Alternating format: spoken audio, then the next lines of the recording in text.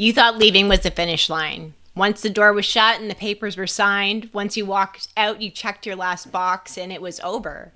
But that's when the aftershock hit. The rage text at midnight, court papers dropped like bombs, standing in the parking lot waiting for your kids while he makes you sweat out every single minute of silence just to prove that he still can. That is separation abuse, the only crime in the world where the victim is forced by law to stay in contact with their abuser if there are kids involved. And if you don't learn how to anchor, you will collapse, spiral, and hand him the win. Anchoring is how you flip it. It's how you stop letting the storm live inside of your body. Anchoring is how you become untouchable. I'm Megan Webster, an abuse recovery coach, a trauma-informed strategist, and the woman a narcissist hopes to never meet twice. This is the Narcissist's Worst Nightmare podcast, where we rip off the mask of abuse, break the trauma bond, and give you all the tools to leave safely, heal deeply, and rebuild stronger than ever. Post-separation abuse does not start in your head. It starts in your body. I had a client sit in front of me on a Zoom call with her hands trembling so badly she couldn't hold her coffee. She had shared that he had sent 40 text messages the night before and that she had read every single one until she was shaking. That is collapse. That's her nervous system convincing her that she's still trapped in the house that she already left. And if you've lived this or you are living this, you know. One buzz of your phone and your chest seizes. Your breath gets shallow, you can't sleep, and by morning you look hollow. And your kids can see it too. That's what the collapse costs. It's not just your peace, it's also theirs. And you did not collapse because you were weak. You collapsed because your body was trained to think chaos is safer than calm, that silence is just a warning shot before the explosion. These rage texts are not random. They are weapons, and every ping is just another attempt to put your body back on the leash. Anchoring looks wildly different, and this is the work we do inside of the RR membership. A client recently shared with me that she no longer allows those calls to just come through. She actually put her phone on silent into the kitchen drawer and continued on with her day. She said it wasn't perfect. She still felt the burning in her chest, but she got sleep that night. And the next morning, her kids didn't get a wreck of a mom. They got cereal and eye contact and love and laughter before school. That's what anchoring in the body does. You stop letting the phone own your nervous system and you remind yourself, this is a trigger, not my truth, and I am safe in this moment. Because when your body is steady, when your children see safety in real time, that is the first step in breaking the cycle. The next battlefield isn't your body, it's your mind. I had a client who walked into a courtroom and she watched her ex put on a show. And if you've been in a courtroom with a narcissist, you know exactly what I'm about to share with you. Clean shirt, fake tears, telling the judge that she was unstable. She shared with us that the second he opened his mouth, her mind went blank. She felt like she couldn't breathe and she wasn't able to defend herself. Now, we don't defend ourselves against narcissists. That's just playing with fire. You replay the lies all night.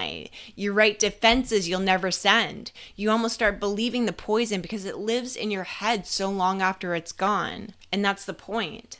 His lies are not just for the judge, they're also to affect you. If he can make you doubt your own sanity while you're together, if he can take up space in your mind while you're apart, he's not going to need evidence. He already won because the trial's happening inside of your head. Anchoring in the mind means refusing to take the bait. It's telling yourself, this is theater, this is bait, and none of this belongs to me. I've had some clients share practices with me before they enter the courtroom, before they have to face their ex.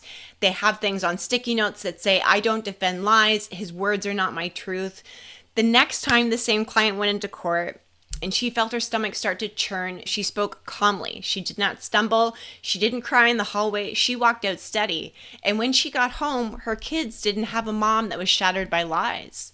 They got a mom who cooked dinner and asked about their day like court hadn't even happened. This is what anchoring in the mind is really like. The collapse teaches your kids that somebody else's script can control your narrative. Anchoring shows them that the truth does not need defending.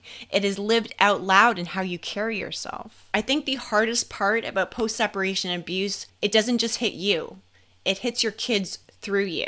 One client shared with me that drop-off for her was a specific kind of hell. He's late on purpose. He makes digs at her in front of their daughter. She said she usually snaps back, and then the child watches us fight, and I hate myself for it. That's collapse. And collapse is not just losing it in the moment. It's your nervous system broadcasting danger to your child.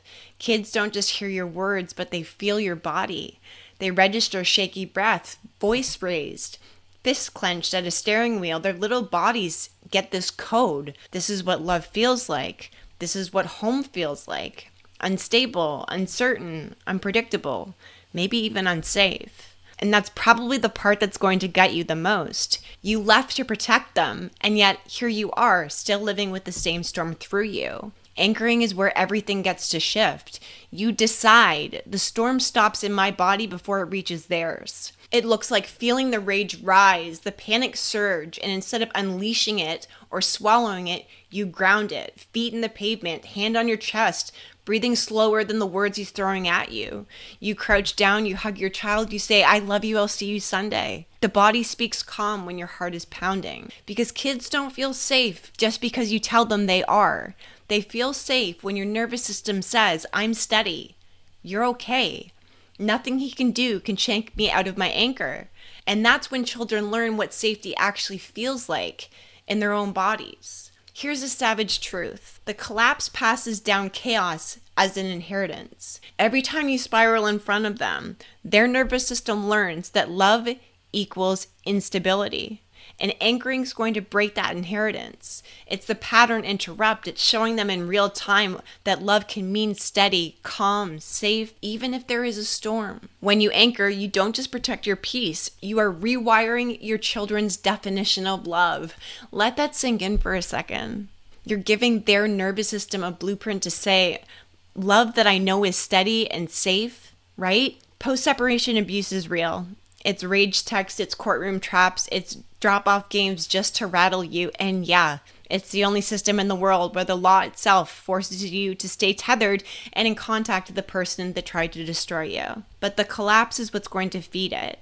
It teaches your kids chaos runs the house, how the abuse keeps living inside your home even after you left. Anchoring changes everything. It's silence when they expect screams. It's breathing when they want to panic. It's stability for your kids even when he wants them to see you broken. That's the real finish line. Not the day that you leave, but the day that the collapsing stops. If this episode cracks something open in you, good. That means you are waking up. Share this with another woman who needs it. Hit follow so you never miss the next one. Send me a DM on Instagram and tell me what landed for you. And when you are ready to go deeper, join me inside of the Reinvent, Rebuild, Redeem membership, the community of badass women who are learning to dismantle post-separation abuse, anchor into their power, and rebuild into the narcissist's worst nightmare. This is the Narcissist's Worst Nightmare podcast, and remember, your comeback starts when you decide you are done apologizing for things that were never your fault.